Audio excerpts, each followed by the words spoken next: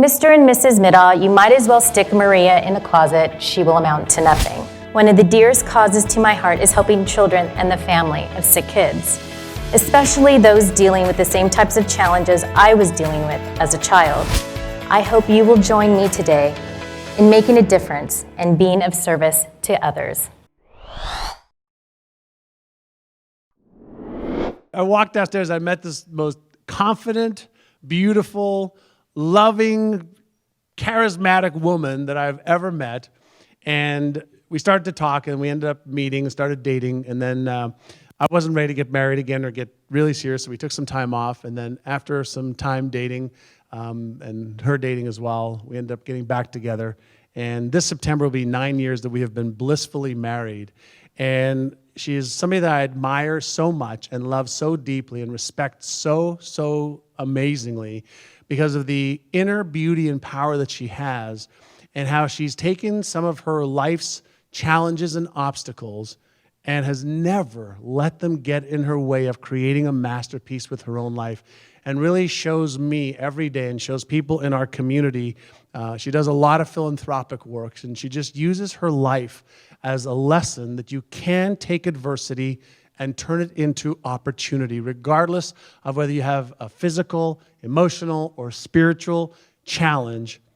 Every one of us can rise above the obvious. And so why don't you give it up with me for my beautiful wife, Maria, which I come and get, who was... Come on. Step on a stool.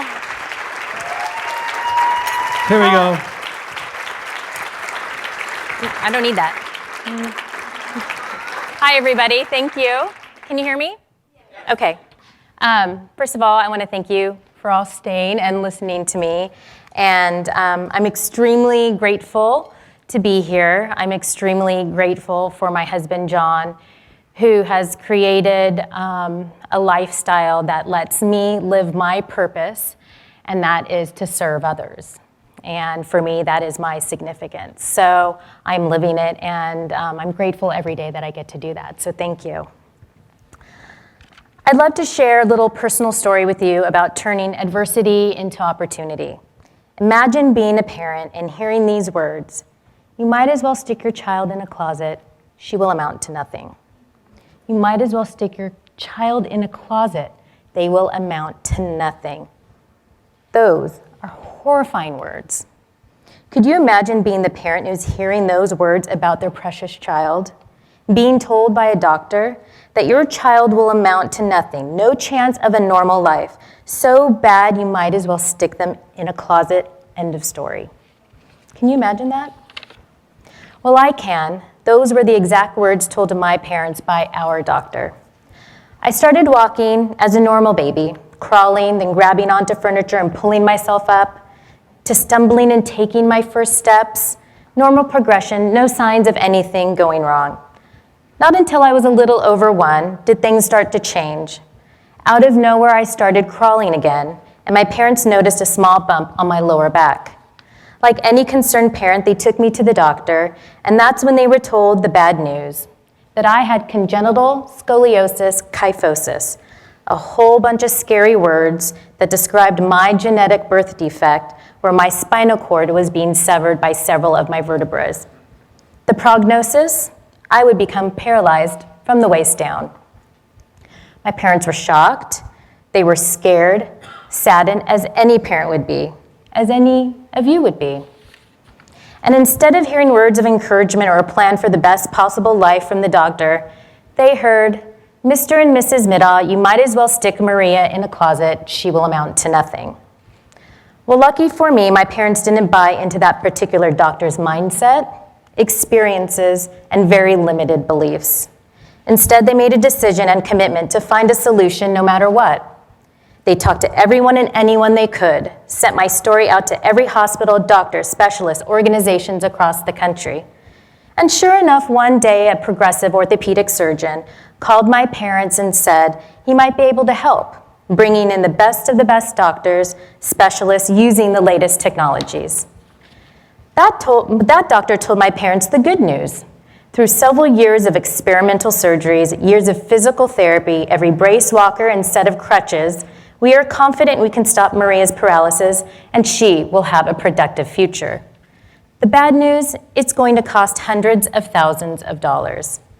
Hundreds of thousands of dollars for my working middle-class family. It might as well have been $1 billion. But remember, my parents made a decision and a commitment to find a solution no matter what.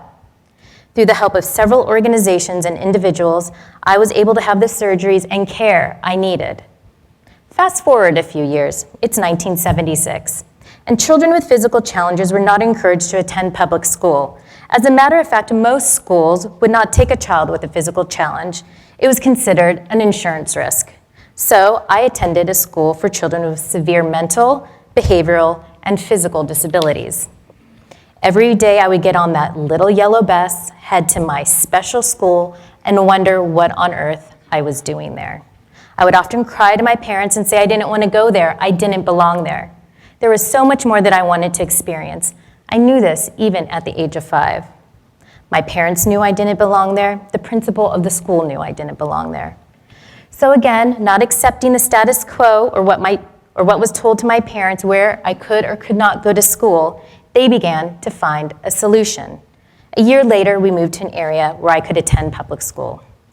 Eventually, graduating from high school and going on to university. Not so bad for someone who was supposed to amount to nothing and living in some closet somewhere.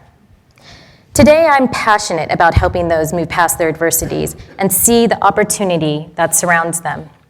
One of the dearest causes to my heart is helping children and the family of sick kids, especially those dealing with the same types of challenges I was dealing with as a child. I was very lucky to be born to 2 parents who did whatever it took to make sure I would be okay.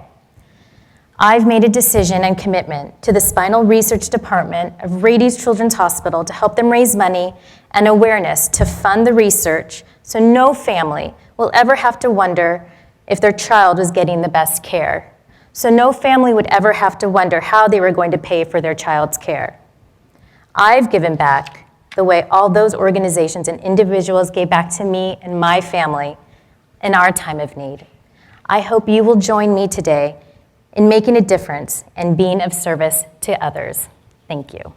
Hey, this is John, and if you liked that video, watch the next video because it is packed with things that you can do right now to achieve success way faster than ever before.